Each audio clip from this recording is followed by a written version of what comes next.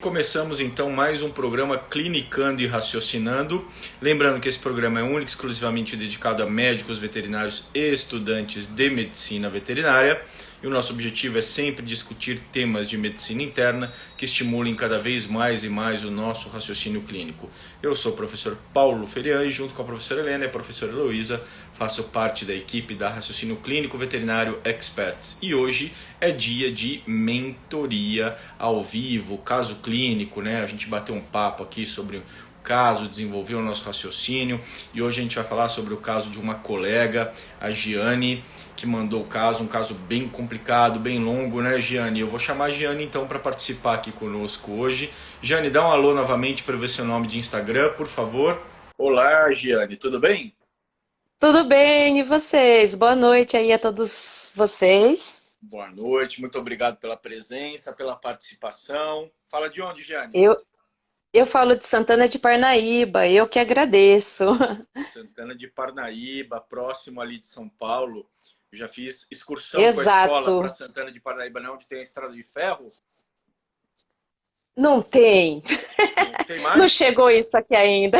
Não, Não. não, não é Santana de Na Parnaíba que é assim. verdade, é Barueri. É Barueri. A cidade vizinha tem, né, a Ah, estação de trem e tudo mais. Tinha projetos no passado de ter aqui, né, a estrada de ferro, mas a gente fica com característica de cidade eu interiorana, que não é sei muito se foi Santana. gostoso. Não, mas eu não sei se foi com a escola que eu fui alguma coisa para Santana de Parnaíba. Talvez eu esteja confundindo. Mas enfim, Jane, vamos ao que interessa, né? Vamos falar o caso. A cachorrinha, pelo que eu entendi, ela é sua mesmo, né? Minha, minha. Foi um Como caso é que bem ela chama? É a Lala, engraçado, né? professor. Isso. Eu consegui fechar o caso clínico dela numa aula na faculdade. Comecei a perceber todas as manifestações clínicas quando entrou a parte de farmacologia, falando dos quimioterápicos, o trilostano. E eu falei, começou a acender aquela luzinha, né? Nossa, minha cachorra tem isso, minha cachorra tem isso. E acabei fazendo o teste depois de ACTH, ela estava com 9 anos, e batata, né? Acabou confirmando o quadro, peguei bem no começo, e tô aí nessa luta desde, acho que 2018 aí, acho que um pouquinho antes. Ela estava com 9 quando eu descobri o hiperadreno. A princípio, acredito que era um hiperadreno hipofisário, porque não tinha alterações em adrenal, né? Agora, nesses novos ultrassons, já deu alteração em adrenais também, né? E Uhum. assim o caso está bem complicado, precisando muito do apoio aí de vocês para até mesmo para ver se eu estou no caminho certo, o que, que eu posso fazer para dar qualidade de vida para ela, né? Porque ela tá com 14, daqui uns dias completa 15, né? A gente sabe que com uma doença, uma síndrome dessa não vai tão longe, né? Vamos O lá. pessoal tá perguntando Só se ela é confirmando para o castrada, pessoal, ela é castrada sim. o pessoal tá falando do meu áudio, da minha transmissão. Agora vocês voltaram a me ouvir direitinho, pessoal? Me dá um alô aí, vê se vocês estão me ouvindo bem, por favor. Então vamos lá. Jane, eu acho que vamos para o pessoal conhecer o caso e a gente ir lentamente discutindo ponto a ponto, tá? Porque assim, é um caso que tem um longo histórico, né?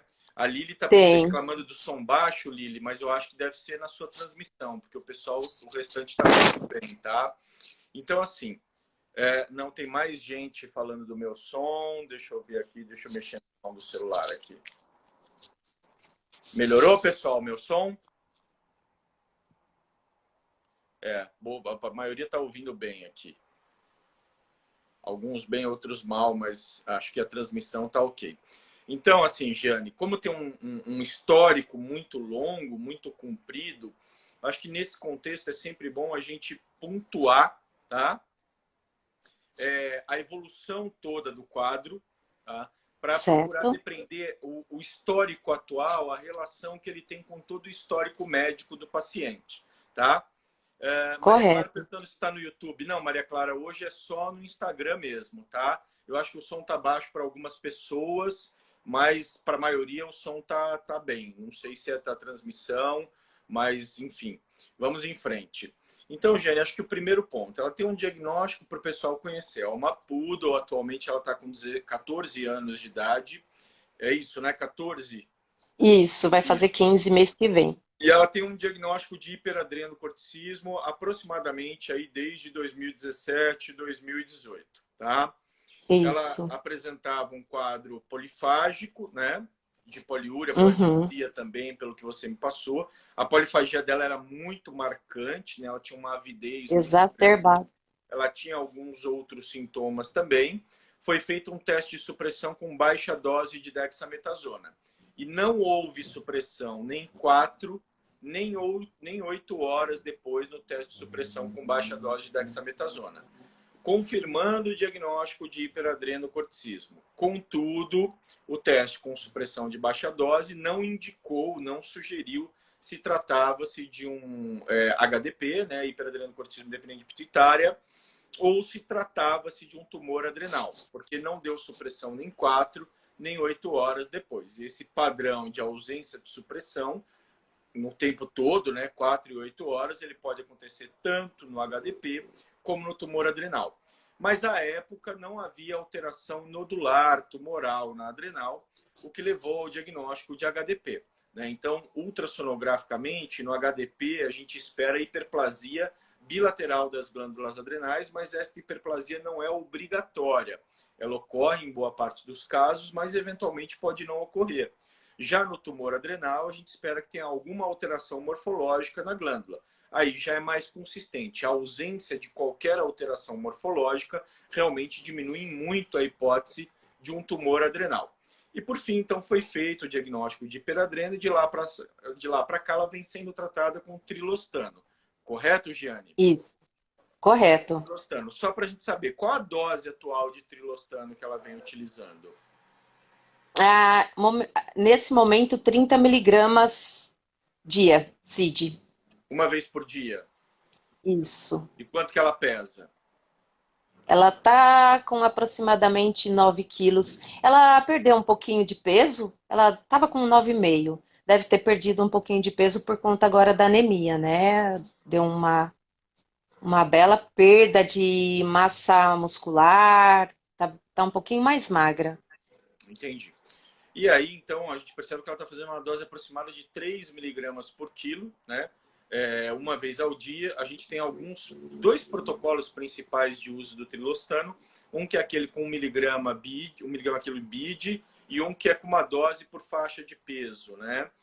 Você está fazendo essa de 30 miligramas. Também é bastante Eu tava, efetiva. Eu vi que você eu fez tava alguns testes. fazendo.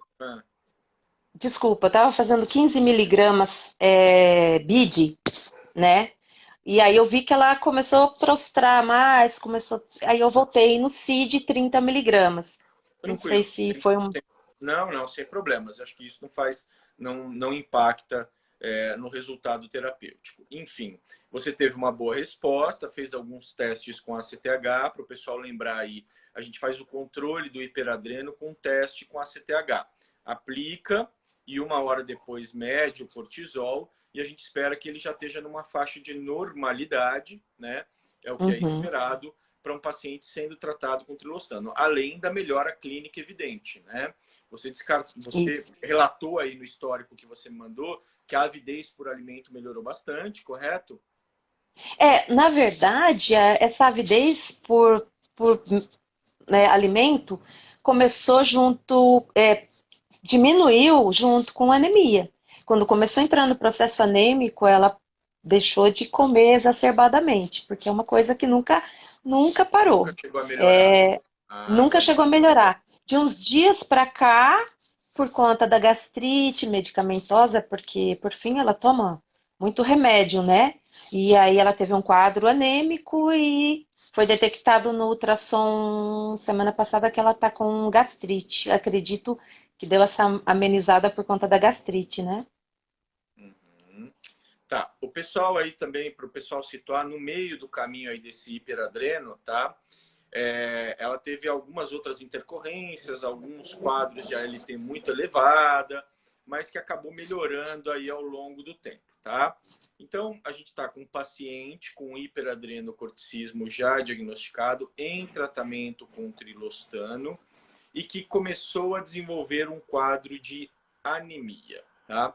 Do ponto de vista clínico, para o pessoal entender melhor, Jane, e também para eu me situar melhor, clinicamente, sem pensar nos exames laboratoriais, o que você começou a perceber na Lala e quando que você começou a perceber essa mudança?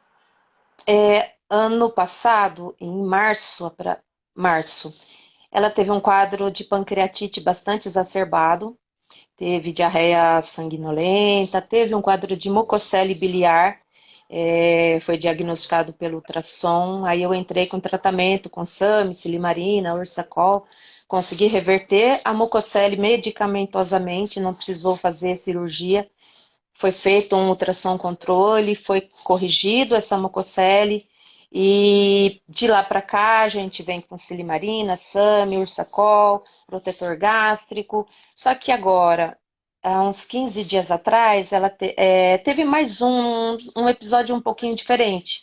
Na verdade, em setembro, ela começou com um quadro anêmico. Aí eu entrei com algumas injeções de alfapoetina para ver se dava Mas em uma. setembro, o hemograma que você mandou estava 41% de hematócrito ainda, né? Tava, mas estava a contagem de reticulócito dela estava 20 mil. Então, eu acredito que ali começou algum problema e já estava na fase aguda da anemia, do processo anêmico, né? Então, estava com anemia não regenerativa, mas não tinha tido nenhuma alteração ainda no hemograma e também não tinha tido nenhuma alteração nas células dos leucócitos, né? Agora, o hemograma controle que eu fiz já deu bastante alterado. Algumas coisas melhoraram, algumas coisas pioraram, mas aumentou a contagem de reticulócitos de 20 mil para 69 mil, que era o que estava bastante preocupante para mim na ocasião, né? Essa anemia não regenerativa. Agora está semi-regenerativa. Não sei se ficou um pouquinho confuso, mas como é uma síndrome, a gente vai. Eu estou tratando as manifestações clínicas, eu não consegui fazer exames de controle e de ACTH, mesmo porque cada hora parece uma coisa diferente e a coisa está bem tumultuada aqui pro quadro dela, né? O problema é que ela começou a desenvolver uma cegueira, não escuta, e foi de uns 15 dias para cá que eu notei isso muito forte, né? Entendi. E Então, você notou ela basicamente, pelo histórico, foi mais apática. Nenhum outro sintoma que você tenha observado? apática. Notei um cheiro urêmico pela boca. Ela tem um pouquinho de secreção nasal e eu não consegui olhar dentro da boca dela porque casa de ferreiro espeta de pau, nosso cachorro sempre morde a gente, então eu não consegui fazer uma vistoria muito bacana da boca dela porque não me permite, entendeu? Mas eu consegui olhar meio por cima, então ela provavelmente está com quadro de doença periodontal também, até mesmo por conta do cheiro que está emanando da boca. Embora foi feita uma Entendi. limpeza, né? Uhum. Mas alguma coisa está errada aí também, Tá, né? vamos lá então.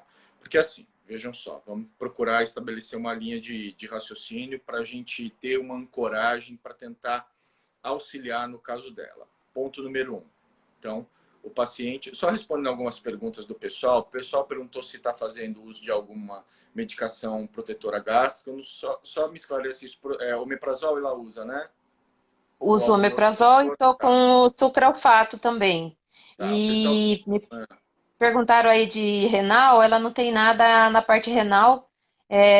Deu uma leve uremia, se eu não me engano, mas não tinha nada a ver com a função renal em si, porque os rins dela no ultrassom estão bem bonitinhos, né? então Nenhuma vamos lá. alteração renal.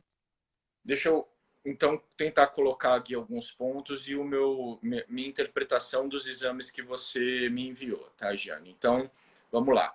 Animal, paciente com hiperadrenocorticismo, diagnosticado e em tratamento com trilostano. Isso. Recentemente, ficou mais apática e o hemograma denotou 20% de hematócrito. tá? Os outros Isso. exames laboratoriais, pessoal, estão pouco alterados. Creatinina está normal, tá? A ALT está levemente elevada, ela está com 292, 259 de ALT apenas, tá?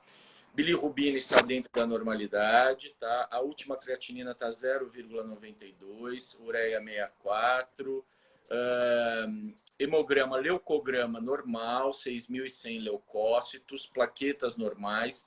Então, a única alteração recente mais importante é uma alteração do eritrograma, caracterizada por ser uma anemia normocítica, normocrômica. Do ponto de vista de reticulócitos, ela tem 69 mil reticulócitos, tá? Até 60 mil aproximadamente, a gente considera que é um padrão de não regeneração. Acima de 60 mil, até mais ou menos 200 mil, a gente considera aí como uma regeneração discreta a moderada. E acima de 200 mil, uma regeneração mais plena, tá? No caso dela, está com 69 mil, tá? Duarte perguntando se tem exames renais mais recentes. Duarte, esse exame renal, ele é super recente, ele tem 10 dias, tá? Então, pessoal, a gente vê uma regeneração muito pequena frente a esse grau de anemia. Então, uma regeneração incipiente. Então, é este o panorama geral que a gente tem dessa paciente. Eu vou discorrer a respeito disso depois que eu responder algumas perguntas dos nossos seguidores. Então, o Duarte perguntou dos exames renais. Esse exame renal é recente, tá? A Glaucia falou da gastrite. Deixa eu já eu falar um pouquinho mais sobre essa questão da gastrite, tá? O Guilherme, imagem renal em OS não é garantido que não tenhamos perda de função. Perfeito, Guilherme. Nem tão pouco não tenhamos e nem tão pouco tenhamos, né? A morfologia renal, ela sempre tem que ser interpretada à luz do quadro clínico laboratorial. No caso dela, 0,92 de creatinina, a menor das nossas preocupações é a função renal, tá? Ela está, assim, no máximo, na pior das hipóteses, ela seria um paciente renal crônico de grau 1, o que certamente não leva ao desenvolvimento de uma anemia. Então, é uma etiologia que está fora de contexto, pessoal. Beleza? Urinários não tem, o VET Rael, esse exame por enquanto ainda não tem, tá? Aí o pessoal falou do SDMA, já coloquei a questão renal, tá? Paty falou da hipófise. Paty, o hiperadreno dela é diagnosticado como HDP, hiperadrenocorticismo dependente pituitária. Agora, pessoal, o que precisa ser esclarecido é por que ela está com 20% de hematócrito. Eu acho que o ponto de raciocínio aqui é saber desenvolver o raciocínio em cima do processo anêmico que ela está apresentando. 20% é o limite entre uma anemia moderada e acentuada. Então, é uma anemia que chama atenção. Ponto número 1. Hiperadrenocorticismo leva à anemia? Minha resposta para vocês, não. Tá? Hiperadrenocorticismo não é uma enfermidade, não é uma moléstia caracterizada pelo desenvolvimento de processo anêmico, tá? Então já não é esperado que a enfermidade que ela apresenta já há alguns anos tenha uma relação tão direta ao desenvolvimento desse processo anêmico. Então, do meu ponto de vista, provavelmente ela apresenta uma comorbidade, tá? Alguma outra coisa que está levando ao processo anêmico. Aí o Guilherme pergunta, o trilostano não causaria uma anemia por si só? Guilherme, eu já te respondo essa pergunta, tá? Guarda essa pergunta que você fez. Ela é importante, daqui a pouco eu posso responder para vocês. Então, pensando num processo anêmico que está com um padrão regenerativo muito incipiente, vamos primeiro pensar sobre anemias não regenerativas, tá? Não regenerativas. A gente poderia ter uma anemia arregenerativa extramedular ou medular. Falando de uma anemia regenerativa extramedular, eu estaria falando de uma insuficiência renal crônica com baixa produção de eritropoetina. Isso não está acontecendo. Não está. Por quê? Porque a creatina dela está normal. A diminuição da eritropoetina ela só vai ocorrer de forma significativa em renais crônicos mais avançados. De preferência, grau 3 e 4 de doença renal crônica. Tá? Paula está perguntando do VGM se HGM está normocítica normocrômica, tá, Paula? Tá? E a regeneração está no limite. Então, o primeiro ponto é esse, tá? Não é de origem renal. Segundo ponto, poderia ser de origem medular? Então, se a gente está pensando aí numa aplasia da série eritroide, eu vou estar falando de uma enfermidade primária, né, envolvendo a medula óssea, eu posso estar falando, número 1, de uma enfermidade infecciosa. O que poderia causar anemia regenerativa de origem medular do ponto de vista infeccioso? Agentes como, por exemplo, erliquiose, leishmaniose, entre outros. Contudo, a maior parte desses agentes causaria outras características clínicas e laboratoriais, o que não estão sendo observadas no exame dela. E ela também, se eu não me engano, Santana de Parnaíba não é de uma área endêmica, por exemplo, a leishmaniose, tá? Me corrija se eu estiver enganado. Mas a erliquiose está no Brasil inteiro. Mas a gente não tem outras características que nos levam a acreditar numa doença infecciosa, pelo menos não no momento, tá? Do ponto de vista, então, infeccioso, do ponto de vista tóxico, o que poderia causar toxicidade medular, levando a uma aplasia eritrocítica? A gente poderia ter, por exemplo, uma toxicidade em quimioterapia, aplicação de estrógeno, tá? Mas, evidentemente, que além de a gente ter um histórico, a gente teria outras citopenias associadas, o que também não é o caso. A gente tem só a série eritroide diminuída. Terceiro, neoplásico. A gente poderia ter uma mielotísica, uma infiltração medular por células neoplásicas. Não é impossível, tá? Mas a gente não tem evidências hematológicas de uma neoplasia hematocitopoética do tipo leucemia, tá? Não tem evidências clínicas de um linfoma. Mas poderia ter uma leucemia aleucêmica.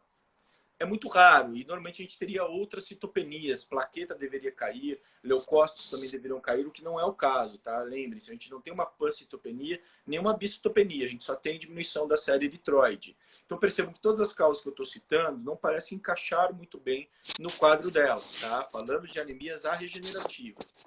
E por fim, a gente poderia ter uma anemia plásica. Poderia ter uma anemia plásica? Poderia ter uma anemia plásica, sem dúvida, tá? O que caracteriza a anemia plásica? Uma diminuição, ou que a gente pode chamar de também aplasia eritroide pura, né? AEP.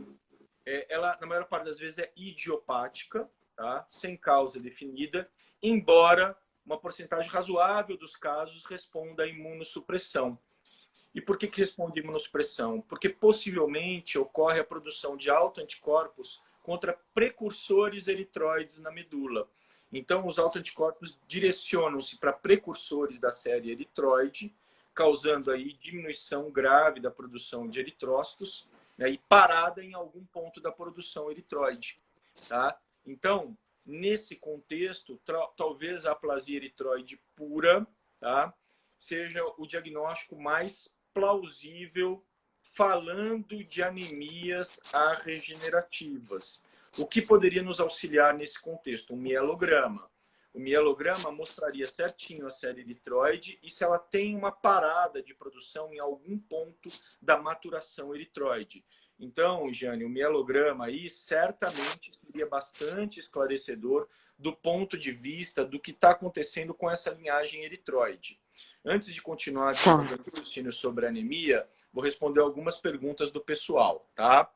A Duarte pergunta, como estão as plaquetas? Duarte, estão normais, tá?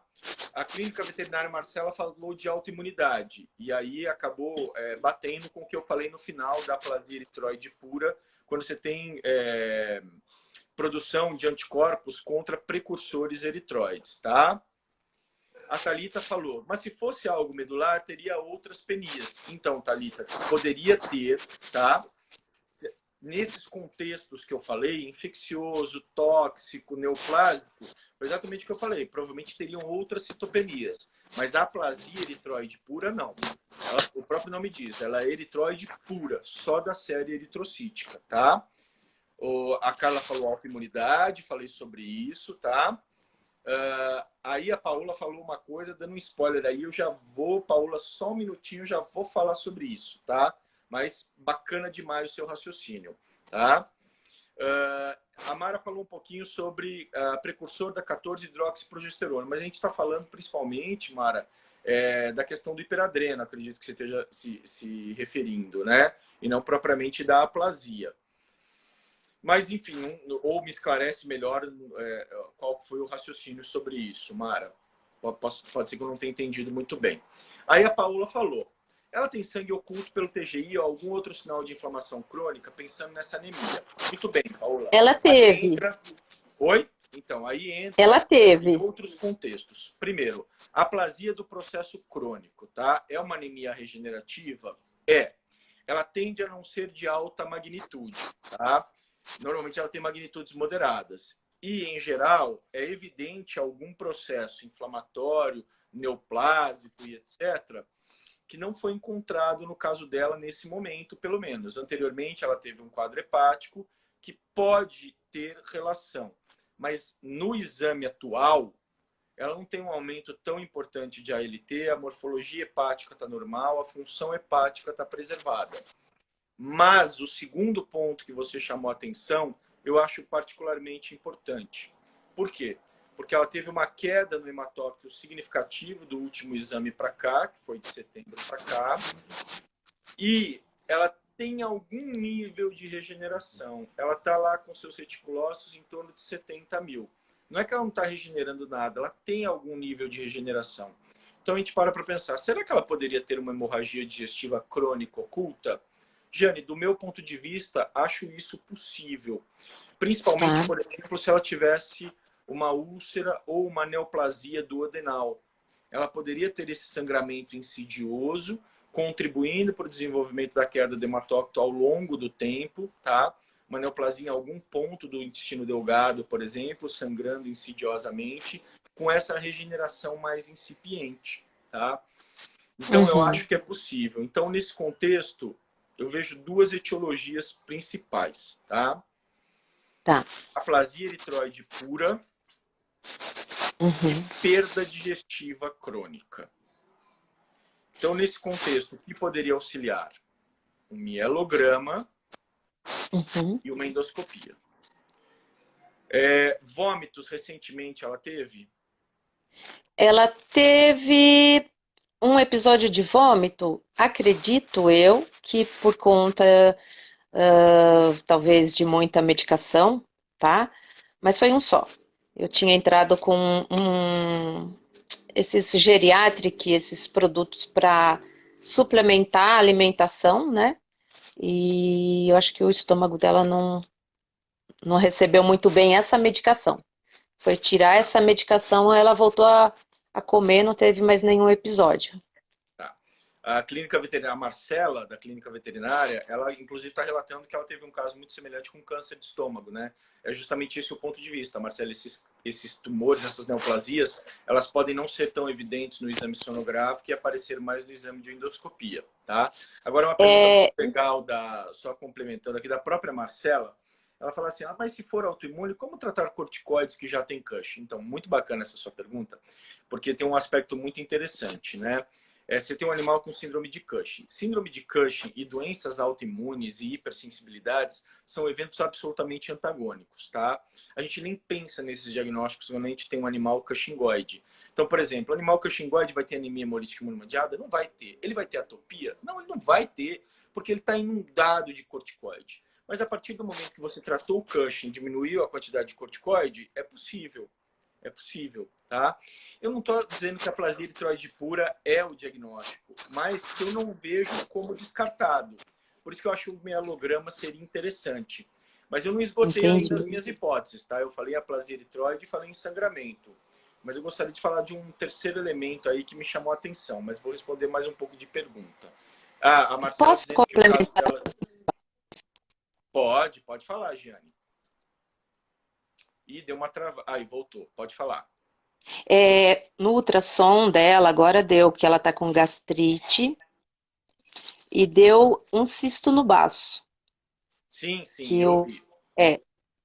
Então, ó, muito cuidado, mas aí eu acho que é interessante esse achado morfológico, tá?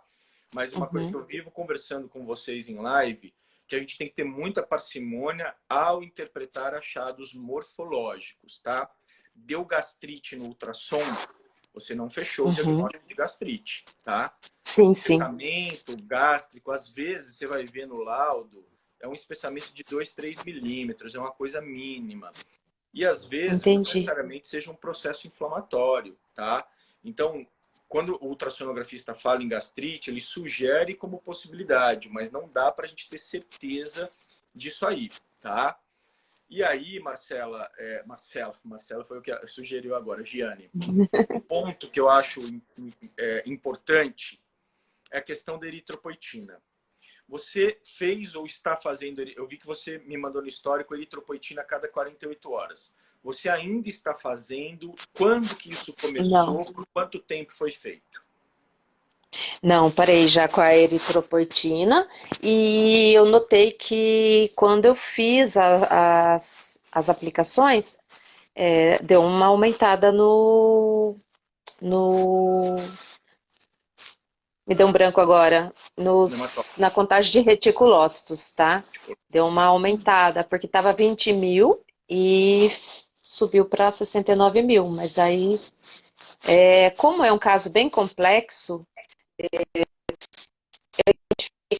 tivesse feito algum benefício para ela, mas foi tudo feito muito empírico, porque chega num patamar que a síndrome começa a tomar uma dimensão tão fora de controle que você toma umas medidas baseadas em conversa com alguns outros veterinários e às vezes você não sabe. Você fala, vou tentar para ver o que vai acontecer, né? Então, Tá, assim, não foi uma coisa. Por isso, até entendi. mesmo que eu estou pedindo a ajuda de vocês para ver se a conduta deve ser interrompida ou não. E aí a gente tomar Quanto, uma. quanto tempo ela tomou eritropoetina, Giane? Você lembra? Acho que foram uns. Eu acho que foi uns 3 frascos de eritropoetina, mas Entendi. assim, espaçados, não foi sequencial. Então, eu vou passar meu ponto de vista, tá? E o que a Tá. literatura médica, pelo menos até a última revisão. Quando eu falo para vocês, eu vou dizer o meu ponto de vista, a literatura médica, evidente, pessoal, que a gente não é uma máquina de atualização, né? Até a última atualização que eu fiz a respeito da aplicação da eritropoetina, tá? Que deve fazer alguns meses, até então não havia nenhuma evidência, tá? Que Uhum. haja benefício do uso da eritropoetina fora do contexto de um paciente renal crônico avançado com déficit de produção de eritropoetina. O que eu tenho visto, eu atendo especialidade hematocitopoiético aqui em Belo Horizonte, tá? A quantidade de pacientes que eu recebo anêmicos tomando eritropoetina é muito grande, sem que tenham insuficiência renal. Atualmente, não há uma indicação clara para esse tipo de utilização. Eu sei que dá aquela impressão que você fala assim, eu vou dar um gás nessa medula, né, porque se eu der mais eritropoetina, ela vai produzir mais, mas isso não se traduz do ponto de vista prático, aparentemente, até as informações que a gente tem hoje. Com um agravo, pode haver, e frequentemente há, produção de autoanticorpos contra a eritropoetina. Tá? Então Poxa. você acaba induzindo a produção de anticorpos. Isso pode ser um tiro no pé, tá? Então, em relação à eritropoetina, menos que seu paciente seja renal crônico, tá? Deixa para lá, até que tenham novas evidências médicas claras de algum tipo de benefício com a sua utilização, tá? Entendi. Então, nesse contexto, só para a gente fechar as possibilidades, a pergunta acho que foi do Guilherme, do trilostano. O trilostano, Guilherme, esse eu fiz uma pesquisa semana passada sobre citopenias em trilostano. Por quê?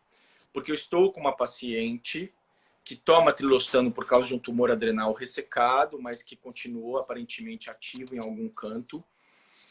E ela apareceu com uma pancitopenia inexplicável, mas com tudo baixo.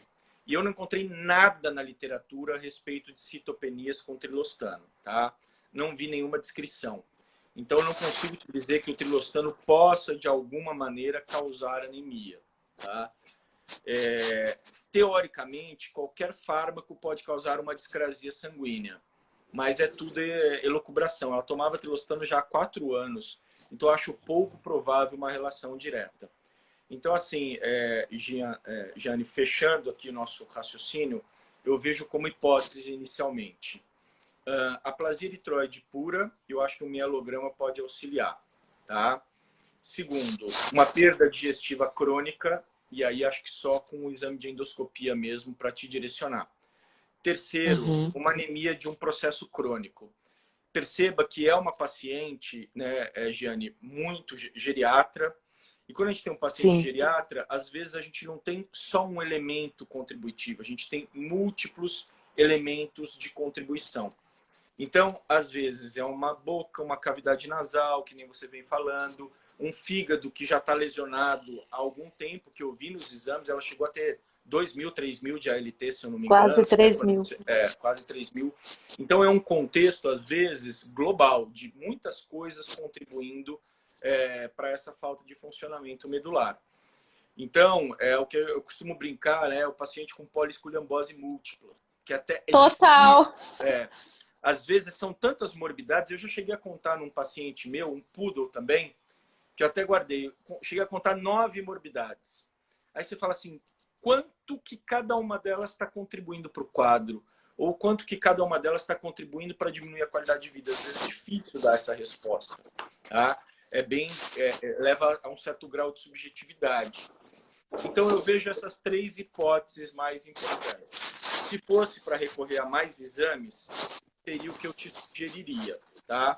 Mielograma, talvez uma endoscopia digestiva, pode fazer até um sangue oculto fecal, desde que seja o teste específico, né? Se for aquele mais genérico, é mais difícil de interpretar. E basicamente isso, porque a anemia do processo inflamatório é um diagnóstico mais clínico, tá? Transfusões provavelmente serão necessárias para melhorar a condição geral dela. Lembre-se que critério para transfusão, a gente usa um número, né, de gatilho que é o 15%, mas isso não é um número mágico ou não é uma lei absoluta. Se o animal está declinando clinicamente, você pode ser mais liberal para fazer uma transfusão. Eu já fiz transfusão em paciente meu com 19%, 18%, até mais do que isso. Porque ele estava mal e eu sabia que ia piorar. Tá? Então, eu acho que assim, esse hemograma que você mandou é de 10 dias atrás, do dia 5. Acho que vale um novo hematócito. Se isso tiver com tendência de queda, eu acho que uma transfusão vai levantar o moral dela para você ganhar um tempo para o diagnóstico. Tá?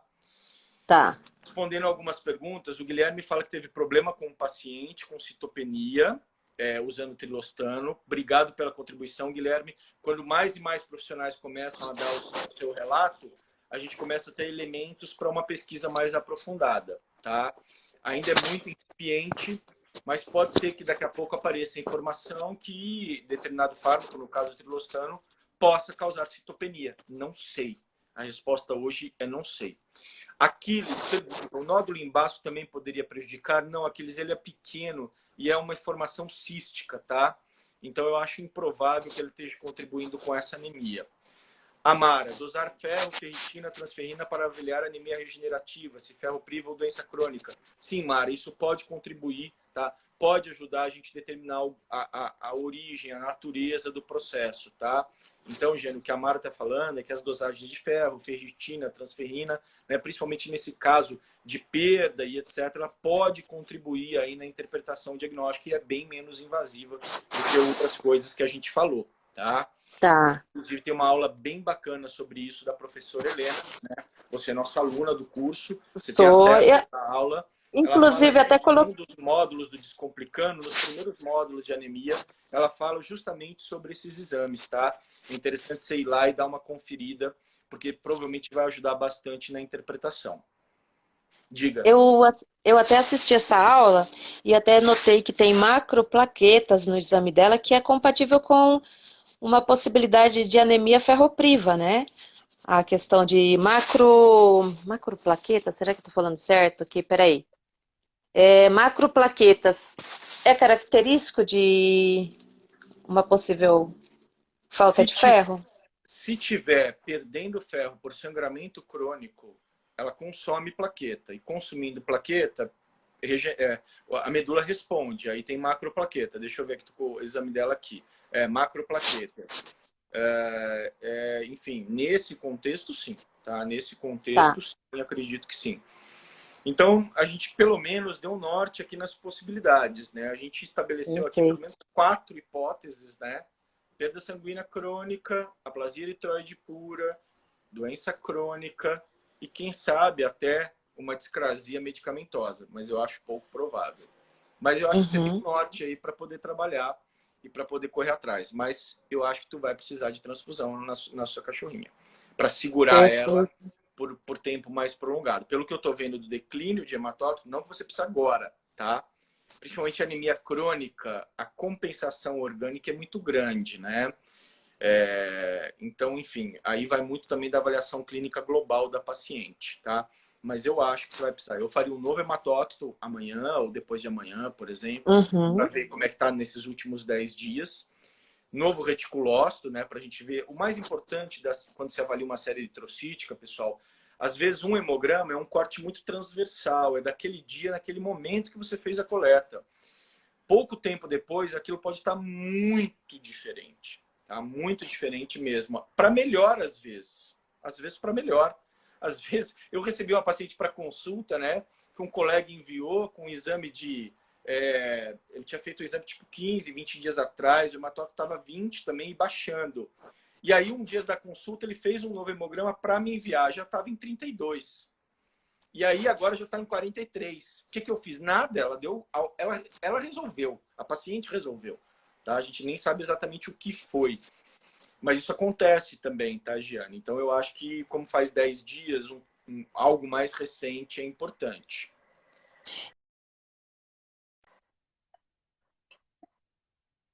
Uma melhorada. Deu uma. Não é aquela melhora, considerando que é um animal idoso, mas deu uma animadinha. Eu vou fazer realmente os exames, a ferritina, o mielograma eu preciso descobrir como que é, porque eu nunca pedi um mielograma, sou um pouquinho novata na área. Vai ser a primeira vez que eu vou fazer, mas vou correr atrás desses exames sim. Tá. O mielograma, antes de responder a pergunta do Guilherme, já te respondo, tá, Guilherme?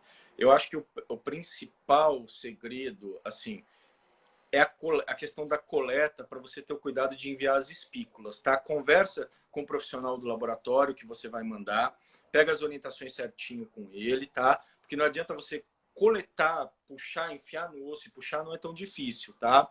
O problema é você ter as espículas para ter a amostra fidedigna. É muito comum fazer e aí a amostra está só com sangue. Então liga para o pessoal do laboratório, conversa, pega as orientações direitinho para que não seja um exame que não dê em nada, tá? Eu Entendi. acho que essa é a maior dificuldade.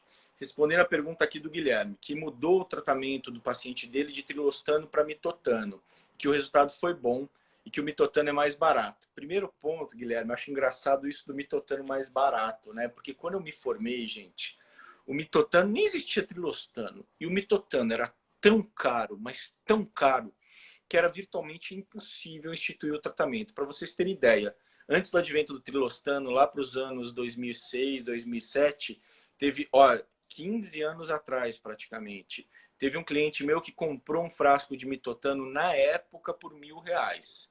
E ele comprou ainda de um hospital, meio que na surdina. Tá? Hoje o mitotano, que nem você falou, é mais barato que o trilostano, né?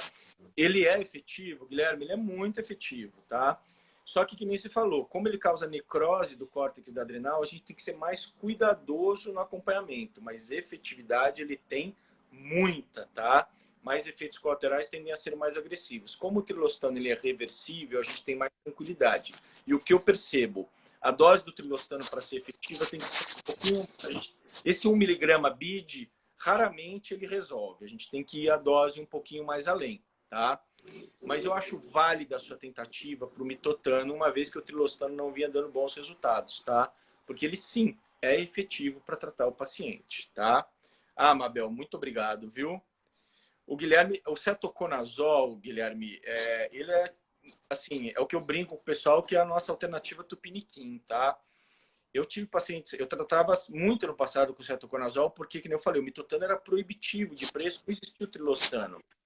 E, por incrível que pareça, eu tive pacientes que melhoraram muito, mas a maioria não chega naquele nível bom do trilostano, tá? Então, ele não é uma escolha de tratamento, a menos que o tutor não tenha a menor possibilidade financeira de usar os outros dois, tá? Do contrário, não é uma indicação consistente, tá?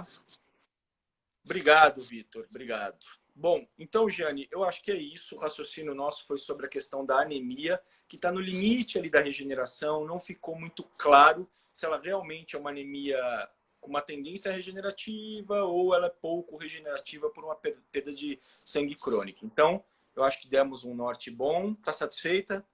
Satisfeita, muito obrigada. Ah, que bom. Nós é que agradecemos pela contribuição. Adorei o caso. Sempre que precisar, estamos à disposição e vamos nos falar muito ainda nas plataformas, nas mentorias do nosso curso, né? Que você está por lá, vai mandando para a gente, que a gente manda o feedback para mim de como evoluiu lá no Slack, tá? E a Tá, gente pode continua deixar. conversando sobre o caso, tá? Tô contigo. Combinado. Obrigada, gente. Boa Boa noite. noite. Boa noite, Jane. Boa Pessoal, noite. então, novamente, gostaria de agradecer a presença de todos e principalmente a contribuição. Eu gosto muito dessas lives de mentoria porque a gente tem contribuições, né? É tudo muito dinâmico, o pessoal dá o seu depoimento, lembra alguma coisa que eu esqueci, que eu não conheço. Então, é muito legal, muito, muito gratificante, muito construtivo para todos nós. Então, se não há mais perguntas, uma boa noite a todos e até quarta-feira, então, com mais um programa Clinicando e Raciocinando. Tchau, pessoal!